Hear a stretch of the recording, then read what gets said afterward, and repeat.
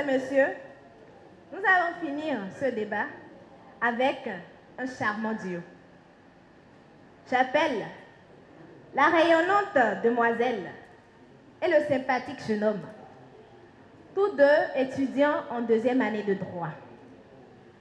Monsieur Arrangino Oswald et mademoiselle Koudebi Sandra. Monsieur Oswald, selon vous, doit-on légaliser la polygamie au Bénin?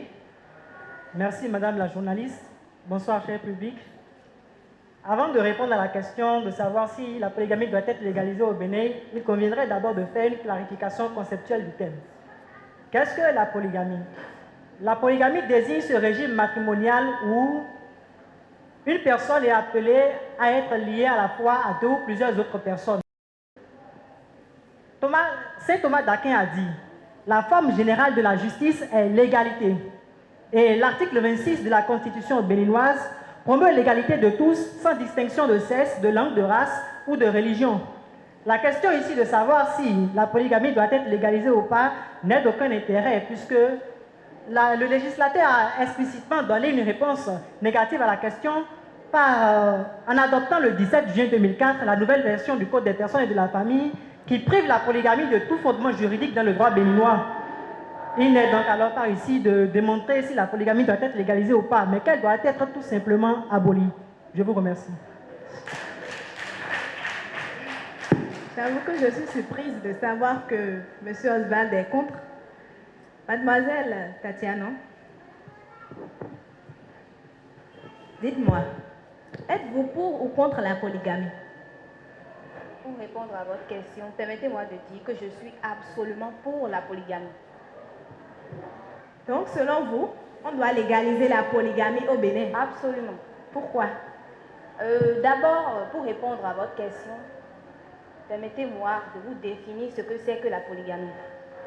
La polygamie, c'est un régime matrimonial où un homme est lié à plusieurs conjointes. Maintenant, si on doit voir la réalité du pays, notre cher pays, le Bénin, la polygamie convient le plus. La polygamie présente plus d'avantages que la monogamie. D'ailleurs, la monogamie, c'est dans les faits. La polygamie, elle est dans les cœurs. La polygamie, quand on prend par exemple sur le plan démographique, la polygamie permet l'accélération de la population, qui pallie déjà au problème du taux de mortalité infantile au Bénin. La polygamie, avec l'accélération du taux de la population au Bénin, fournit de main-d'œuvre pour l'économie du pays, pour le développement du pays. Quand on pense le plan social, quand on vient sur le plan social maintenant, pour les enfants, la polygamie déjà permet à l'enfant d'apprendre déjà depuis les maisons comment vivre en société.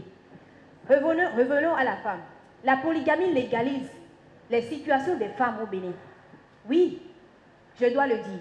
La polygamie légalise les situations des femmes au Bénin. La prostitution, êtes-vous jamais arrivé à vous demander quelles sont ces sources possibles? Eh bien, laissez-moi vous dire que la polygamie a une source, que la monogamie a un impact négatif sur les femmes, ce qui entraîne maintenant les cas le taux élevé de prostitution.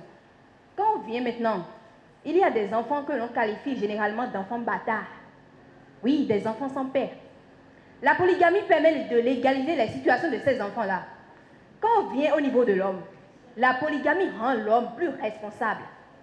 Il ne s'agira plus pour lui de fuir ses responsabilités. Il va dire à sa femme à la maison, parce qu'il est déjà marié à une femme à la maison, il va dire à sa femme à la maison, chérie, j'ai un voyage d'affaires, je reviens dans une semaine. Mais c'est pour aller vivre avec sa maîtresse, en concubinage notoire. Mais c'est ça. Il conviendrait de légaliser la polygamie pour rendre aussi l'homme responsable. Quand on vient maintenant sur le plan généralement social, excusez-moi le thème, la polygamie permet de réduire le taux de cas social. Il y a des enfants abandonnés et tout. Donc, la polygamie permet de réduire ces cas-là. Donc, c'est pourquoi moi je pense que la polygamie convient le plus au Bénin. Je vous remercie. Merci. Monsieur...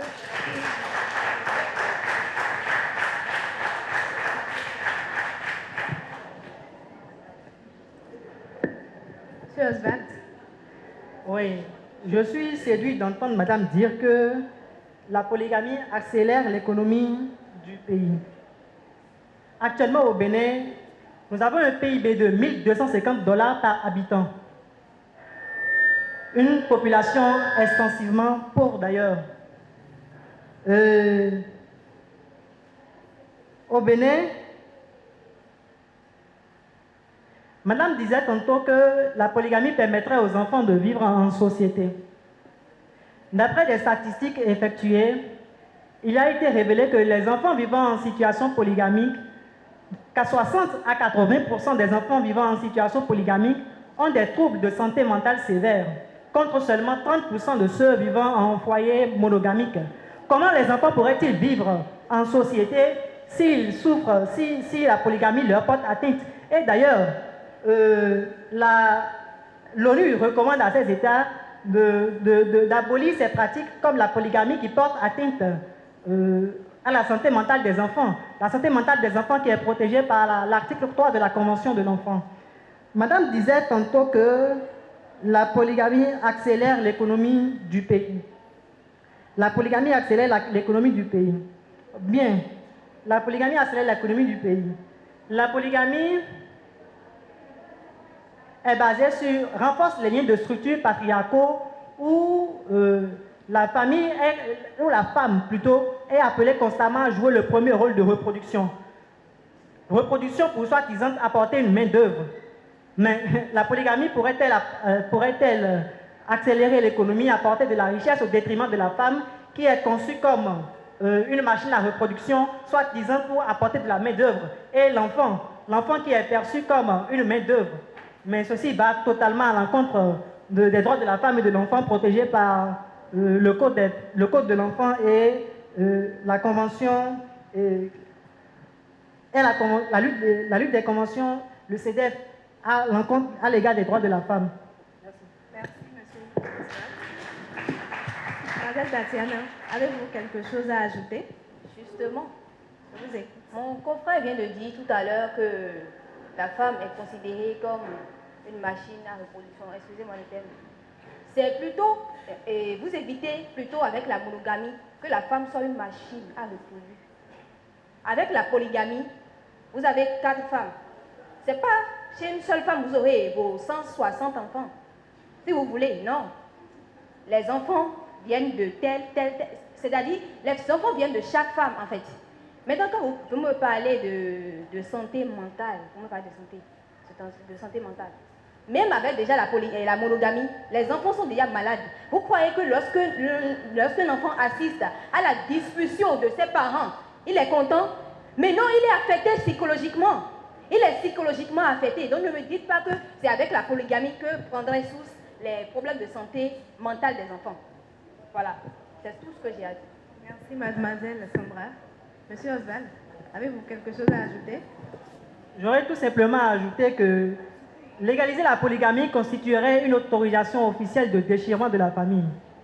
Autrefois, les hommes pouvaient légalement épouser 2 à 3 femmes, avec pour conséquence les dénouements économiques qui s'en suivaient.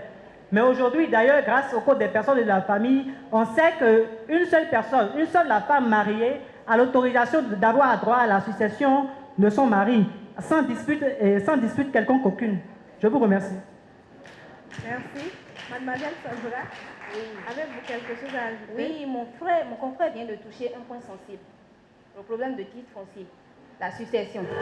Lorsque, monsieur Oswald, excusez-moi, lorsque vous voulez vous rester dans la polygamie, mais les hommes qui vont tromper leurs femmes, ils ont des enfants dans le concubinage notoire. Lorsque vous légalisez une seule femme, c'est-à-dire que quand vous légalisez, la succession reviendra à la femme et ses enfants qui sont reconnus par la loi. Mais les autres enfants, comment vivraient-ils s'il arrive que l'homme décède? J'ai déjà, dans ma première prise de parole, répondu à votre question-là.